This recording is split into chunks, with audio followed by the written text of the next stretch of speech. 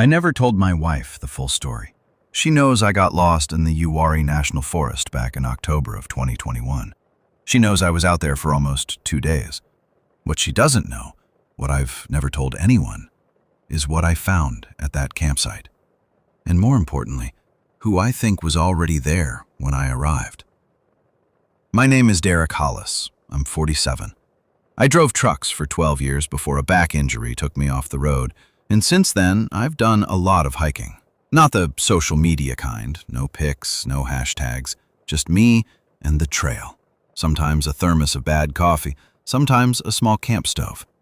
It's how I clear my head. Uwharrie is in central North Carolina, not a famous forest, not a busy one. That's why I liked it. October weekends, you might see 3 other hikers the whole day. The trails aren't maintained as aggressively as, say, the Appalachian, and if you go off-trail, which I sometimes did, you can feel genuinely alone in a way that city people can't quite imagine. For me, that was the point. I went in on a Friday morning, October 8th, parked at a trailhead off Highway 109, signed the register, and started hiking. My plan was 2 nights out, a loop that would bring me back to the car by Sunday afternoon. I'd done it before, different season. I knew the terrain. The first few hours were perfect. Cool air, leaves starting to turn, woodpeckers working somewhere in the canopy above me. I ate lunch by a creek and watched the water for a while. Just sat there. This is the part where people always expect me to say something went wrong, but it didn't. Not yet. I set up camp that evening on a flat stretch of ground near a dry wash, ate, read for an hour with my headlamp, went to sleep by 9. Normal. Fine.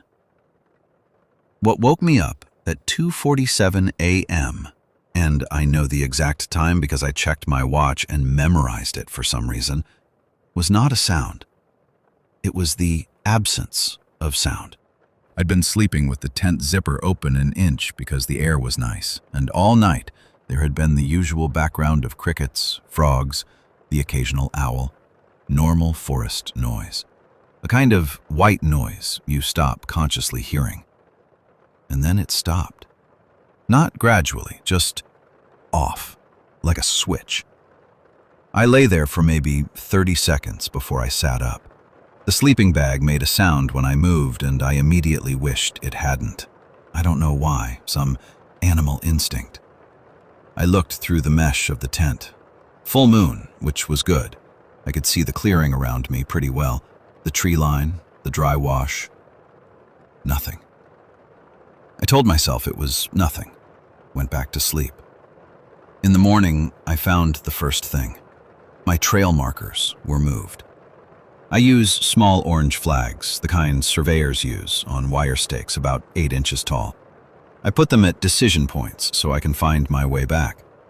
I'd placed 4 of them since leaving the car. They were all still there, but 2 of them had been pulled from the ground and restuck about a foot to the left of where I'd put them. Not a lot, not obvious, but I knew where I'd put them. I stood there for probably a minute just staring at the flags. An animal could have disturbed them, a deer walking through, maybe, but the wire stakes go into the ground with a push, and they stay put. You don't knock them over by brushing past them. And the way these 2 were positioned, perfectly upright, just shifted over, that didn't happen by accident. I took a photo. I don't know why, I just did. I hiked on. I told myself it was nothing. The second thing happened around noon. I came over a ridge and down into a hollow I hadn't visited before, slightly off my planned route, just exploring. And there was a campsite. Old, but not ancient. A fire ring with ash that hadn't been rained on yet. A folded blue tarp tied between 2 trees, maybe 6 feet off the ground. Somebody's shade structure or rain cover still up. A rusted tin can near the fire ring, the kind that comes from a gas station or a bait shop. No tent, no gear, no food. It didn't feel abandoned. It felt paused. There was a small cooler, the cheap styrofoam kind, sitting at the base of one of the trees, closed. I didn't open it. I don't know why I didn't, even now. I just didn't want to. I stood in that hollow for maybe 3 minutes, long enough to notice that there was no trail leading in, no obvious path from any direction. You'd have to know the terrain to find this spot, or you'd have to have walked past it many times. I left and continued my loop. That night, I chose a different campsite than I'd planned. Higher elevation, better sightlines. I built a fire, which I don't usually do. I go low impact as a rule. But I built one and kept it going until almost midnight. I told myself it was for warmth. I woke up at roughly 3 a.m. again. This time there was sound, which was somehow worse than the silence. Footsteps. Not close, maybe 60, 70 yards out, moving parallel to where I was camped. Steady. Not panicked, not wandering. Steady, purposeful steps through the leaves.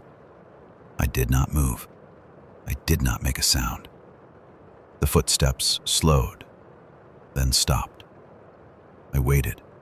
5 minutes, 10, nothing. Then a sound I still can't explain. It was almost like a throat being cleared, or something that resembled it, from the same direction. Not loud, just enough to carry. I lay in that tent with a hunting knife in my hand until daylight. When the sun was fully up, I broke camp fast, faster than I ever have, and oriented myself back toward the trailhead. My plan was to be at the car by early afternoon and skip the second night entirely. About 2 miles from the parking area, I came around a bend in the trail and stopped dead. There was a man sitting on a fallen log about 40 yards ahead of me, facing my direction. Just sitting. Elbows on knees, head down. He was wearing jeans and a dark jacket, boots. No pack, no visible gear. I stood there. He didn't look up. I said, "Hello." He raised his head slowly. Middle-aged, maybe 55, unshaven. He looked at me without any expression. Not startled, not friendly, not unfriendly. Just looked. He said, "You camping out here?" I said I had been. I said I was heading out. He nodded once. He said, "Smart." Then he looked back down at the ground. I walked past him, kept my pace even, did not run, did not look back for a full 30 seconds, and when I did, he was still sitting there, head down, same position. I got to my car. I drove out of that forest. I stopped at a gas station on 109 and sat in the parking lot for about 20 minutes before I drove home. I never reported it. What would I say? A guy was sitting on a log? Some flags got moved? A campsite had a cooler in it? The photo I took of the flags is still on my phone. I look at it sometimes, trying to convince myself it was nothing. It's the cooler that bothers me most. I should have opened it, or maybe I shouldn't have. Even now, years later, I go back and forth on that. I think about what might have been in it, and I think about why someone would leave it there, in a hollow with no trail, and then come back to the area. Still there in the forest, somewhere, moving at night. I haven't gone back to Uwharrie. I haven't gone back to any forest alone since. Something's been sitting wrong with me for 3 years now, and I think the only way I'm going to sleep again is to write it down. So here it is. Make of it what you want. My name is Calvin Marsh. I'm 51, retired electrical contractor, live in the Ozark foothills in Arkansas. I know this area better than I know most people. I grew up here, spent my whole life in these hills. The Buffalo National River Corridor, Richland Creek, Boxley Valley. I've walked all of it, fished all of it, camped in all of it since I was 11 years old. Which is why what happened in August of 2022 still doesn't sit right with me. Because I know what belongs in those woods and what doesn't. I went out alone on a Thursday. My son had been planning to come, but he canceled last minute. Work thing. So I drove up solo to a trailhead off a Forest Service road near Richland Creek. Remote area, no cell signal past a certain point, which I knew. I've never needed cell signal out there.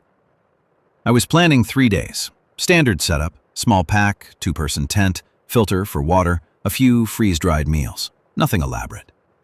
The first day was fine. Hot. August in Arkansas will surprise you even when you know it's coming. So I moved slow and drank a lot of water.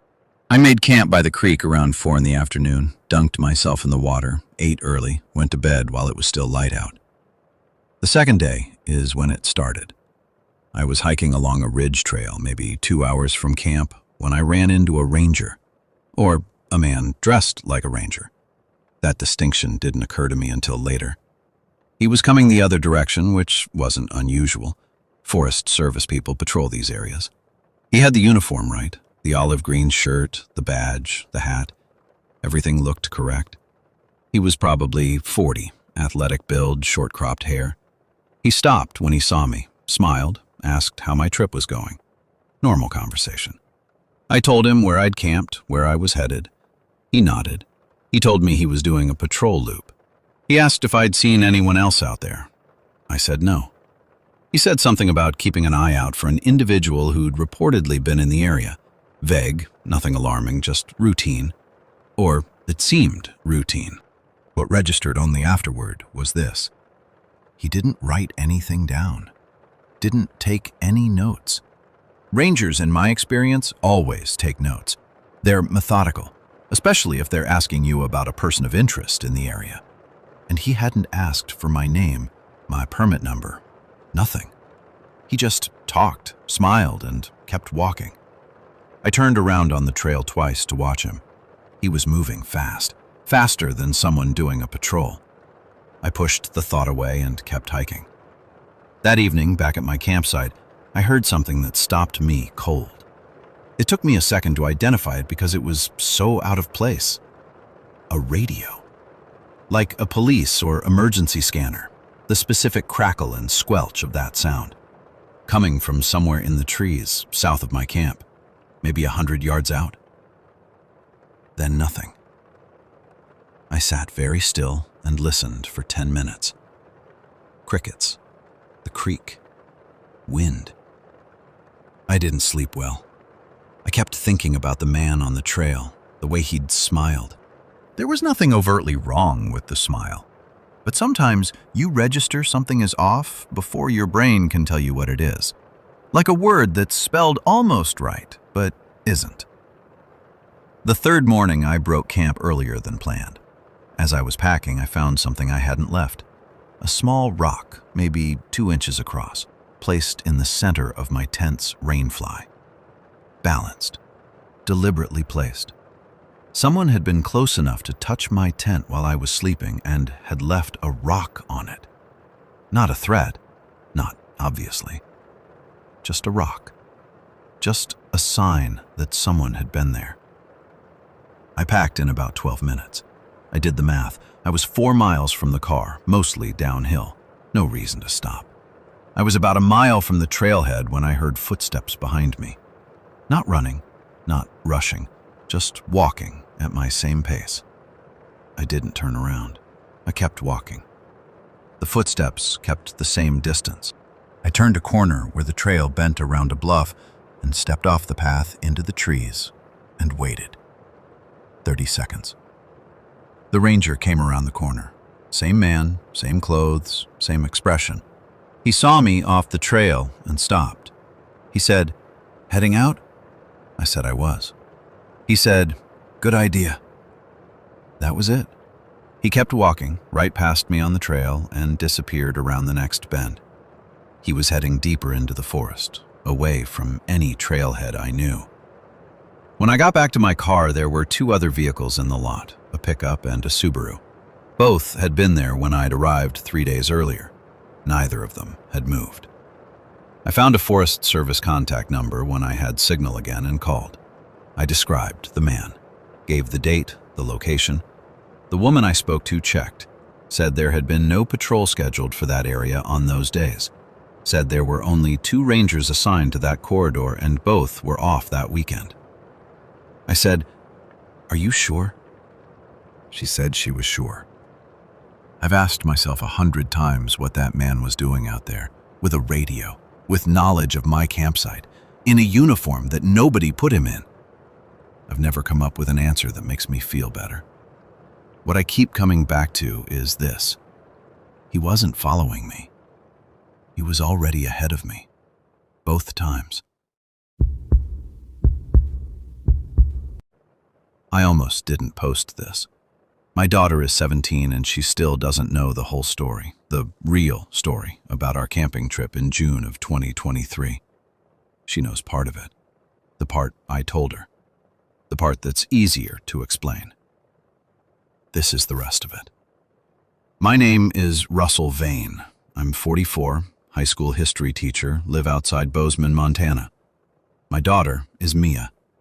She'd been asking to go camping in the Gallatin National Forest all spring, just the two of us, a long weekend, a chance to disconnect. Her idea. She's a good outdoors kid, always has been. We'd done a few trips before, nothing too remote. This one was going to be the same. A well-maintained trail, a designated backcountry campsite, pretty moderate. We went in on a Friday afternoon, June 9th. Got to the campsite by early evening, put up the tent while there was still daylight, made dinner. Mia found a salamander under a rock and spent 20 minutes letting it walk across her hand and photographing it. It was exactly what the trip was supposed to be. The first night, nothing happened. The second day, we did a long day hike, about 9 miles total, and we were both tired by the time we got back to camp. We ate, talked for a while. Mia went in the tent to read and was asleep within 10 minutes. I stayed up a little later, watching the fire die down. Clear sky, a lot of stars. Probably 10 o'clock when I finally went to bed. I woke up at some point, I don't know exactly when, to the sound of Mia talking. I thought she was on her phone. I told her we'd agreed no phones after 9, and she said, very calm, half asleep, I wasn't on my phone. I said, I heard you talking. She said, I was talking in my sleep, probably. And that was that. I went back to sleep. In the morning, over breakfast, Mia said to me, Who were you talking to last night? I looked at her. What? Last night, outside. I heard you talking to someone. She was stirring her oatmeal, not looking up. I thought maybe you'd met some other hikers. I had not left the tent. I had not spoken to anyone. I told her I'd gone to sleep right after her. She frowned and said she'd heard 2 voices for sure. One of them was mine, she thought, or sounded like mine. We both got quiet for a second. I looked around the campsite. Everything was exactly as we'd left it. Food bags still hung in the tree, both pairs of boots outside the tent flap where we'd left them, except mine were unlaced. I distinctly remembered lacing them before putting them out, because I always do. It's habit. I didn't say anything to Mia. We broke camp after breakfast. The hike out was about 6 miles, and for the first 4 miles it was perfect. Good weather, Mia in a great mood, stopping to photograph wildflowers. She's been into photography lately, and I let her set the pace. About 2 miles from the trailhead, she stopped and grabbed my arm. She pointed off the trail, into the trees. There was a man standing there, about 30 feet off the path. Just standing, facing us. He was wearing dark clothes, jeans, a gray long-sleeve shirt. He had a beard, no pack, no hat. He was just standing in the trees, completely still, watching us walk. I kept my voice level. I said, Keep walking, same pace. Mia whispered, Do you know him? I said, No. I put myself between her and the trees without being obvious about it. We walked. I didn't look back for 200 yards, and when I did, the spot where he'd been standing was empty. Trees and shadow, nothing else. At the trailhead, there was a pickup truck parked next to mine that hadn't been there on Friday. Old truck, no plates, not a camping rig, no gear visible, nothing in the bed. Just a truck. I got Mia in the car. I got out and looked at the truck. There was a paper map on the dashboard, the folded kind, Forest Service issue, and something else on the passenger seat. I had to shield the glare from the window to see it. It was a photograph. Printed, not a phone screenshot. Slightly blurry. I couldn't see it well enough to be certain, but it looked like two people walking on a trail, one adult, one younger. I got in my car and drove. I didn't tell Mia what I saw. I didn't take a photo of the truck. I should have. I know I should have. I reported it to the ranger station. A very patient woman took my information and said they'd look into it. I never heard anything back. Here's the thing I keep thinking about. Mia said she heard two voices the night before, one of them sounding like mine. Someone was close enough to our tent to be heard inside it, close enough to study how I spoke, maybe, close enough to learn the cadence of my voice. And Mia, who knows me better than anyone, thought she was hearing me talking to someone outside in the dark. We have not been back to Gallatin. We camp closer to home now, and never for more than one night, and never without a third person. Mia still asks me sometimes what really happened. I tell her I don't know, which is true. I just don't tell her all the parts I do know. If you made it this far, these stories don't leave you alone after you hear them, do they?